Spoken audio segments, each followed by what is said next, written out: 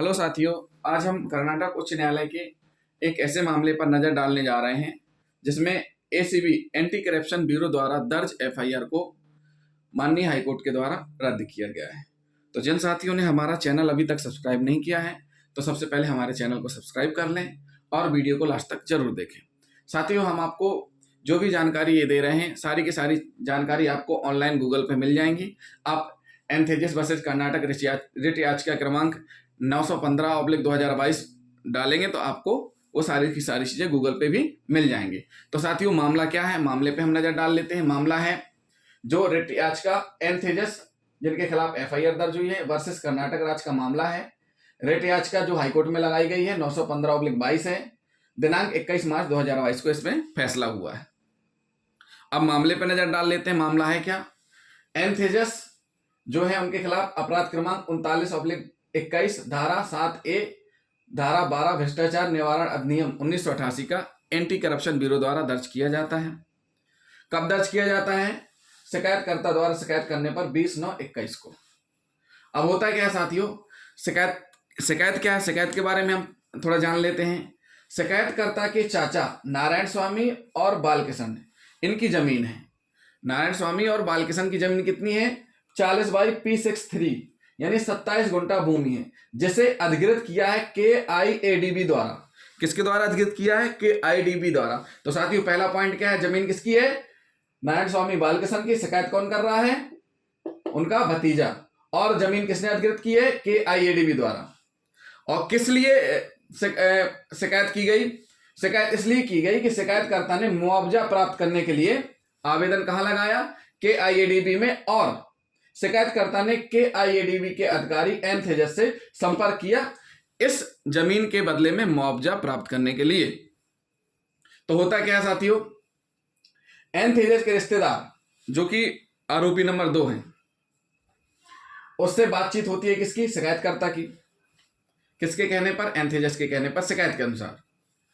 और आरोपी नंबर 2 गिरीश को 5 लाख और 4 लाख रुपए दिए जाते हैं। फिर 3-4 दिन बाद होता क्या है, और राशि की मांग की जाती है। जब और राशि की मांग की जाती है तो आरोपी नंबर 2 को राशि देने को कहा जाता है। मतलब शिकायतकर्ता के अनुसार एंथेजिस के द्वारा और राशि की मांग की जाती है और आरोपी नंबर 2 यानी गिरीश को देने को कहा जाता है। 17/9/21 को आरोपी एंथेजिस से मिलने कौन जाता है? शिकायतकर्ता। लेकिन आरोपी नहीं मिलता है। कौन मिलता है?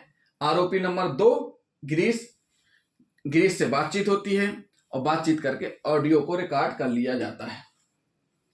18/9/21 को मिलने की फिर कोशिश की, एंथेजिस नहीं मिले और 2.5 लाख रुपए मांगे गए। और कितने मांगे गए थे? 2.5 लाख रुपए। जो बाद में जो बात आई थी कि और राशि चाहिए, कितनी थी? 2.5 लाख रुपए। तो इस आधार पर ऑडियो रिकॉर्डिंग हो चुकी है।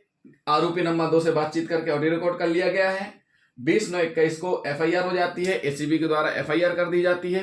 उसके बाद 21/9/21 को शिकायतकर्ता आरोपी एंथेजिस से मिली। जो शिकायत करता है ये किससे मिलती है? एंथेजिस से, ऑफिस में जाकर के।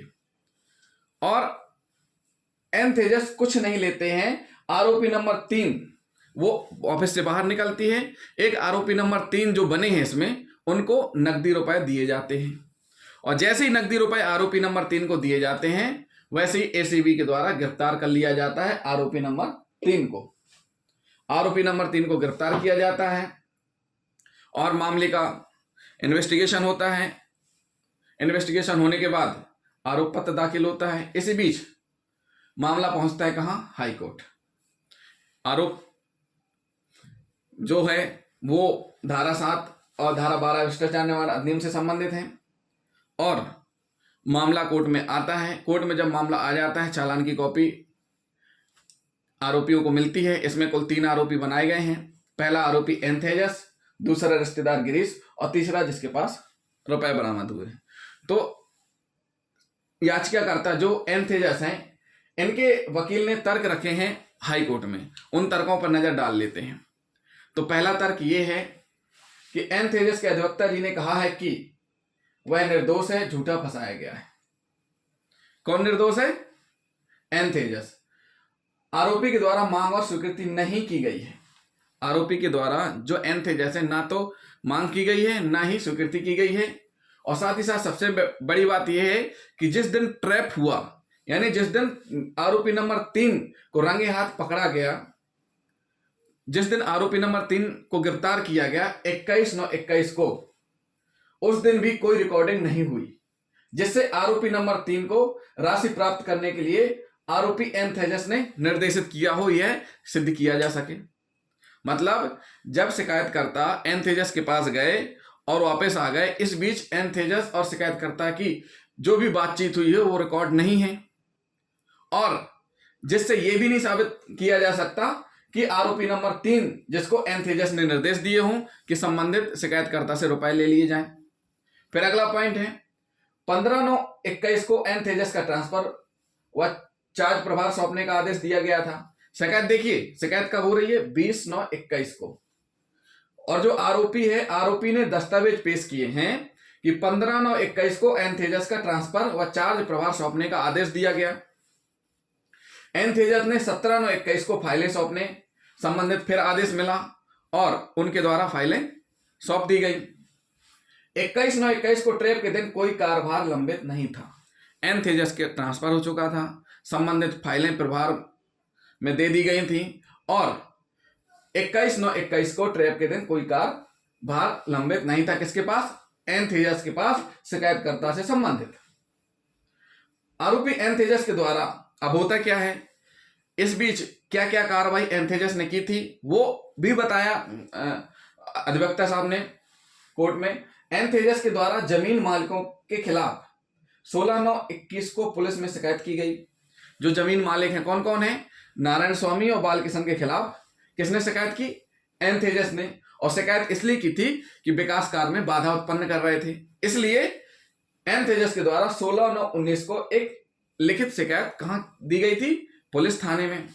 उसके बाद 24/8/21 को ADLR विभाग को भी पत्र लिखा था कि भूमि मालिकों को भूमि जारी करने का सवाल ही नहीं है। मतलब कि जो भूमि मालिक हैं इनको भूमि जारी करने का सवाल ही नहीं बनता है।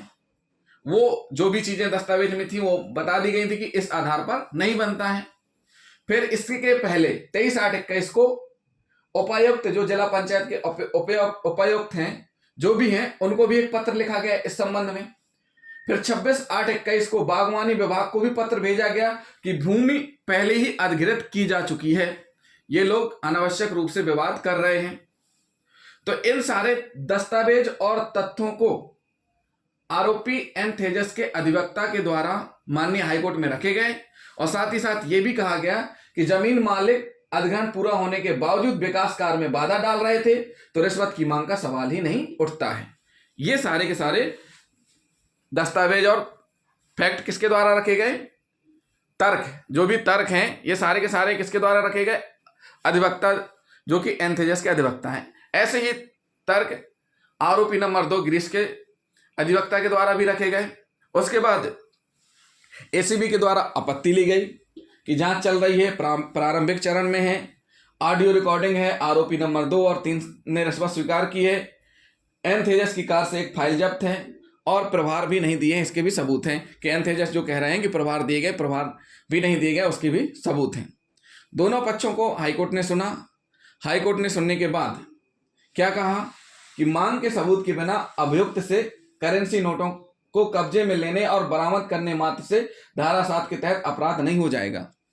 हाईकोर्ट ने क्या कहा है कि मांग के सबूत के बिना, अगर मांग का कोई सबूत नहीं है तो कब्जे में लेने बरामद करने मात्र से धारा 7 का अपराध नहीं हो जाएगा। साथ ही साथ 13(1)D फर्स्ट और सेकंड के तहत अपराध का संबंध अवैध संतुष्टि की मांग, भ्रष्ट अवैध साधनों के उपयोग या दुरुपयोग का भी कोई सबूत नहीं मिला है कि जो 13(1)D है इससे रिलेटेड कोई भी सबूत नहीं मिला है।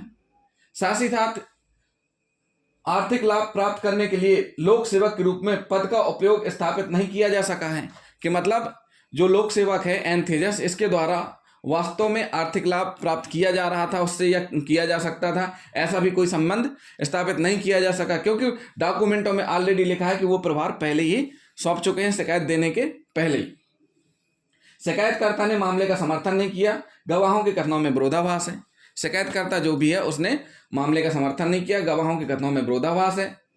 तो लास्ट में माननीय हाईकोर्ट ने कहा है कि संपूर्ण दस्तावेजों का अवलोकन पर बिना किसी सबूत के, मतलब जो भी दस्तावेज याचिकाकर्ता के द्वारा पेश किए गए हैं, उनके वकील के द्वारा रखे गए हैं, ये सारे के सारे दस्तावेज, उनका अवलोकन किया और अवलोकन करने पर ऐसा निष्कर्ष पर माननीय न्यायालय पहुंचती है कि बिना किसी सबूत के कुछ ऐसे व्यक्तियों के कहने पर लोक सेवक को परेशान करने के अलावा कुछ नहीं है जो अधिकारियों के प्रति शत्रुतापूर्ण थे।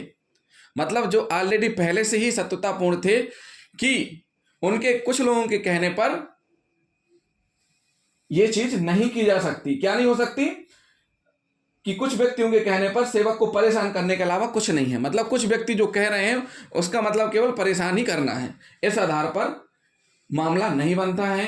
जो एंथेजस है उसके द्वारा किसी प्रकार की मांग और स्वीकृति से संबंधित कोई सबूत मामले में नहीं पेश किए गए हैं, इसलिए एफआईआर और जांच को रद्द किया जाता है। एफआईआर और जांच को रद्द करने के लिए माननीय हाईकोर्ट ने निर्णय दिया। तो साथियों, ये निर्णय है कर्नाटक उच्च न्यायालय का, एंथेजस वर्सेस कर्नाटक का। अगले वीडियो में हम आपको वॉइस सैंपल से संबंधित जो अभी नए जजमेंट आए हुए हैं उनको बताएंगे।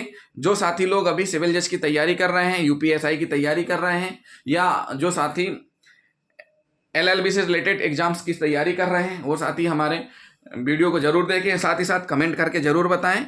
अगर उनको कोई टॉपिक अलग से समझना है या कोई ऐसा एक्ट है जो उनको लगता है कि नहीं उसका भी डिस्कशन होना चाहिए, तो हमें ज़रूर बताएं। हम आपकी मदद करेंगे। हम आपको जितना हमसे हो सकेगा संपूर्ण जानकारी देंगे। थैंक यू दोस्तों। हमारे चैनल को सब्सक्राइब और वीडियो को लाइक शेयर करना ना भूलें। थैंक यू दोस्तों।